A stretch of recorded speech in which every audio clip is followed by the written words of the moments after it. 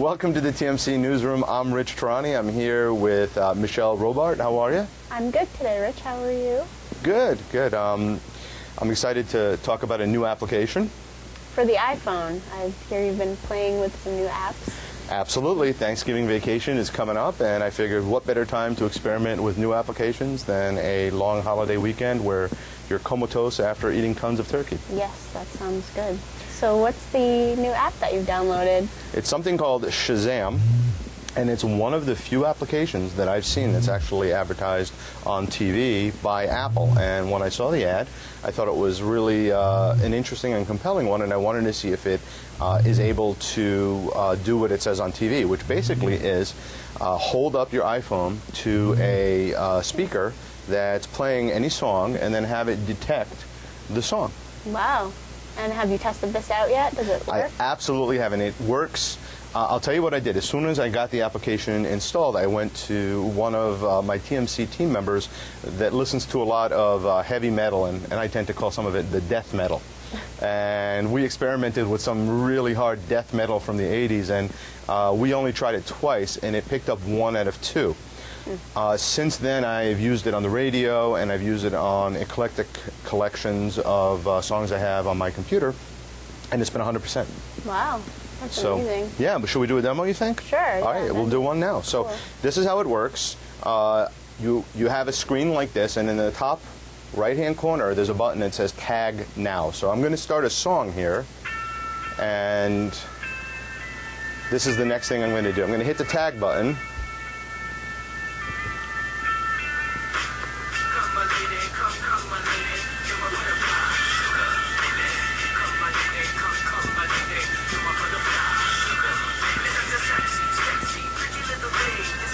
Okay, it vibrates when it's done, and it just vibrated, so it's telling me right now that it's done, and it says that it's processing. Oh, and it got it. It says Crazy Town Butterfly album Buzz Cuts. So I'll hold that up, and hopefully you can see that. It was a perfect match for this song. So, wow. Yeah. That's great. Yeah, pretty amazing, huh? So you could be in a store and hear a song that you really like, and it would work if you just hit the tag button? That's it. That's all you've got to do. And then you can listen to it on YouTube, and you also have the option to preview it on iTunes to make sure it's the right song, and then you're able to buy it. So it's a free application, and I recommend that everybody who has an iPhone download it and try it out. That's great. Is there anything else like that? Any other applications similar right now, do you think? Well, you know, TMC Labs head Tom Keating actually has an application like this on his Windows mobile device, but I didn't ask him if it was Shazam or not. I really am not aware, but I know that he's got a Windows mobile equivalent. We'll probably be talking about that in future newsroom episodes. That'd be interesting to hear about, see how they advance the new technologies, and if any competing applications come to the front to compete with that one.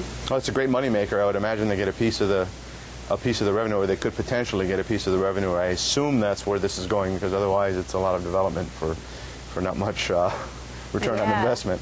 Well, that IVR technology is an upcoming thing that's kind of gaining more momentum. It seems like with the other application that the iPhone has, where you can talk into it.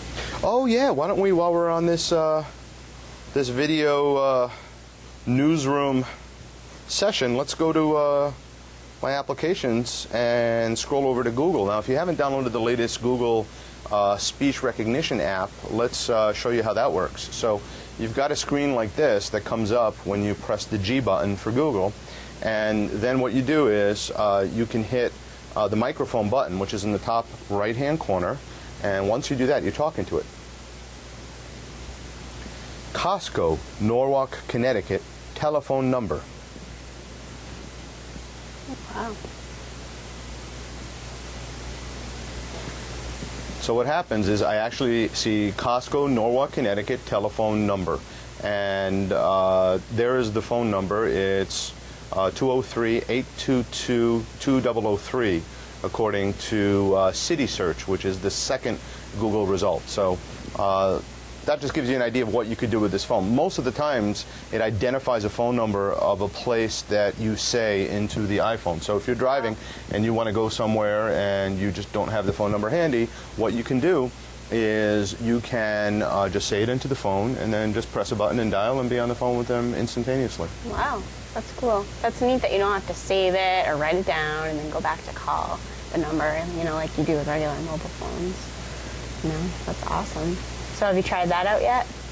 I haven't tried saving it, but I've tried. This application worked out very well today. I actually had to make it for this video shoot, and I didn't have much time, so I called up the phone number of the local sandwich shop and ordered my sandwich, and then picked it up 5 minutes later, and then came here so I could make this video shoot. So yeah, it's come in handy. Today's the first day I use it, so it's a really handy application.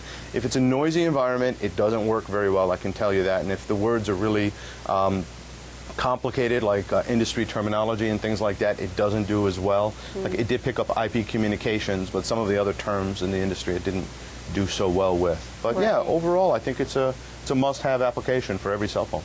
Wow, that's great. I'm glad you're enjoying that. It's another upcoming technology, it seems like. The iPhone is another competing phone that seems to be coming to the market is the G1, which seems to be getting a lot of coverage in the news lately. So what do you think about that? Do you think Apple will be competing with them for subscribers and users? Or? Oh, absolutely. I mean, there's been a pent-up demand for the G1, and I think the concept is great to have a more open phone. The fact that you're going to have multiple manufacturers. Yesterday, actually, we talked about the ZZZ phone, which is a cell phone out of China, which is also a Google Android phone. And its claim to fame is that it's about $120 unsubsidized. You can order it from China and have it delivered, I believe, in 10 days. And it has attachments like a multimedia speaker system. It also has a keyboard that you can attach, and it also has a projector, a video projector. Yeah. So there will be competition, and what we are seeing in the market is an application war, just like we saw in the PC space. So really, the applications are becoming a deciding factor here. So it really depends on how many applications come out for these phones. Certainly the iPhone has shown that it's the slickest, has the slickest user interface so far, and that's part of it also. So, have you heard about the new application that shows you where speed traps are when you're driving?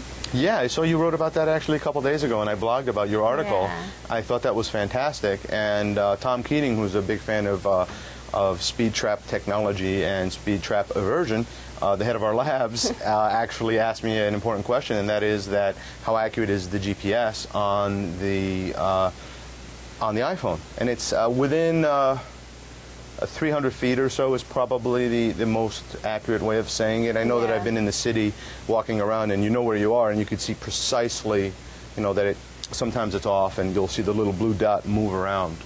So that's another great app. Yeah, that is really neat. And you can also go online and check the speed traps just from your website, which is pretty cool if you don't have an iPhone. But we don't recommend browsing and driving here at the TMC newsroom. Definitely not. No, we don't.